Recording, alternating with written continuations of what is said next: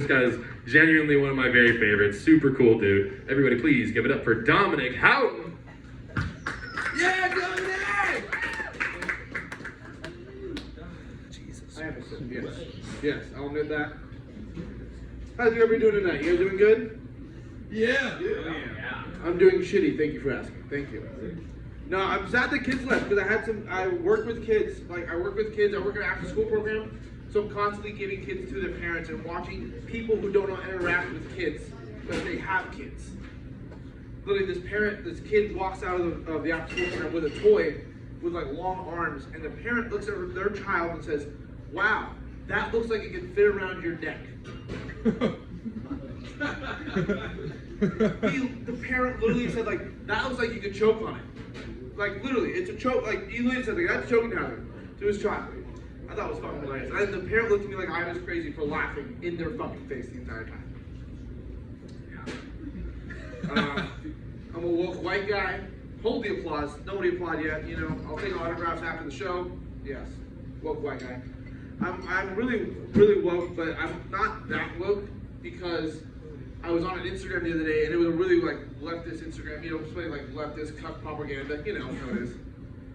And underneath the image, they had a hashtag accessibility caption where they described the image for people who are visually impaired. And I'm like, if you're blind, you don't fucking get Instagram. No, you don't get it. No, you shouldn't be allowed to have it. Listen to podcasts. For those of you who aren't laughing, that's fine. There's no blind people here. They can't see you laughing. They don't know what you look like. The blind guy's gonna walk in the door. It's gonna be really awkward. But we'll hear him tapping with the cane, so we'll shut up before he gets here. Yeah, I'm able to shit. I just think that people with no. Anyways, I work for another company. I work for a major coffee company. I can't say the name, but just think coffee in Seattle. You know, the most progressive company possible too. Yeah, I'm a cunt. I know. So the company I work for, they always try to prove how not racist they are by having constant bias training. They talk about like, here at insert coffee company name here, we will hire anybody based off race, religion, disability, anything. And to prove this, they had a picture of an employee with no arms. In food service, arms are essential. It's like 85% of the job.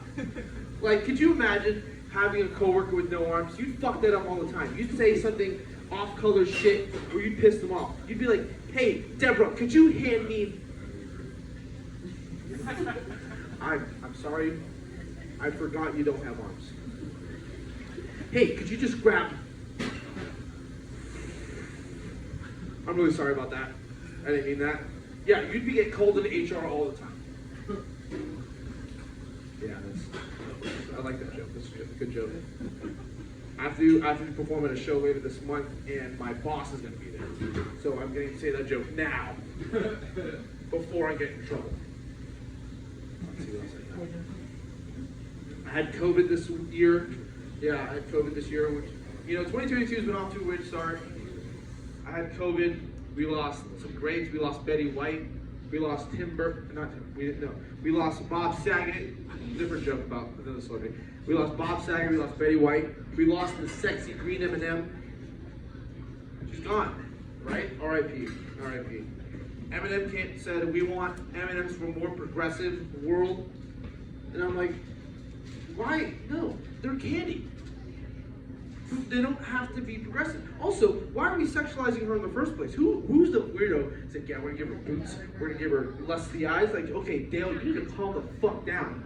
Put your dick away in the meeting room.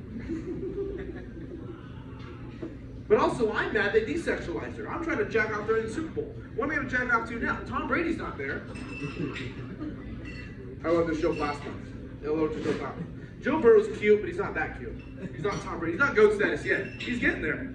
Let the football fans laugh. That's all that matters. Yeah, I had COVID, so I watched a lot of movies. And I came to the realization, why the fuck do we allow Tim Burton to make kids movies? They're scary, all of them. As a child, if you liked Tim Burton movies, congratulations, you're a Disney adult. You're the worst person. Who's Tim Burton? Who the fuck's Tim Burton?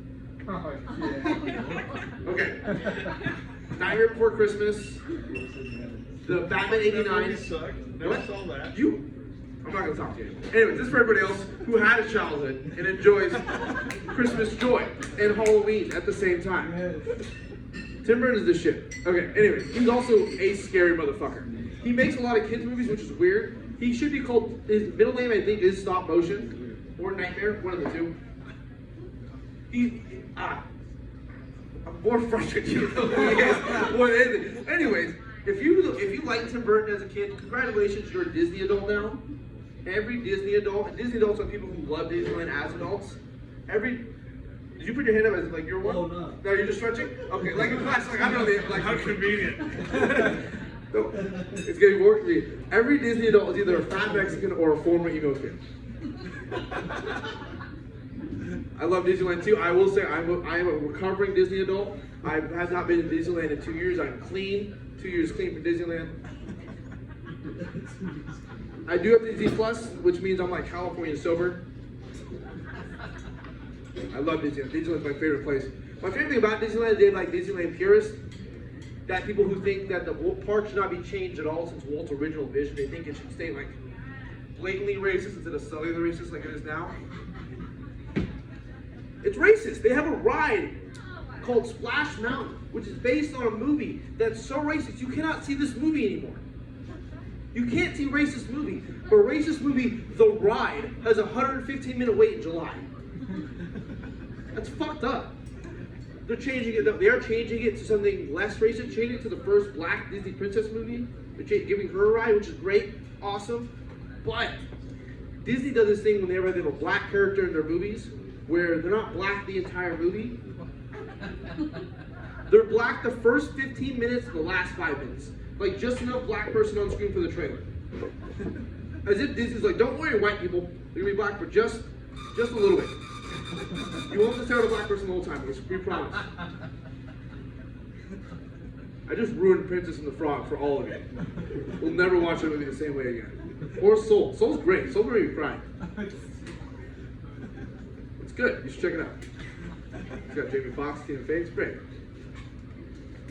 I love Disneyland. I was at Disneyland a while ago when I was struggling. It's always on. I was at Disneyland a while ago, and I was at Small World, and I saw them pulling out the more ableist humor. You ready? Saw them pulling out a handicap boat for one of the park guests, and I wondered, does that carry full price? If I was a dad, I'd be at the gate arguing like, hey, listen, I'm pushing around 50 pounds a day right now. He doesn't know where he's at. I'm not paying for him. I'm paying for memories. This kid's not gonna remember shit. Kid can't spell his name. Come on. He's 35, can't spell his name. Come on. I'm not paying for him. The characters don't feel comfortable touching my kid. I'm not touching him. I'm not paying for him. All of you are going to hell for laughing at this. All of you. Yeah. I want 3 kids. I want a boy, a girl, and a special needs kid so we get in front of the line at Disneyland. For those of you who aren't laughing, that's better than the alternative, where I make one of my kids pretend to have special needs so we get in front of the line at Disneyland. Guys, thank you so much for listening. My name is Dominic Houghton. You guys have a good night. I love you.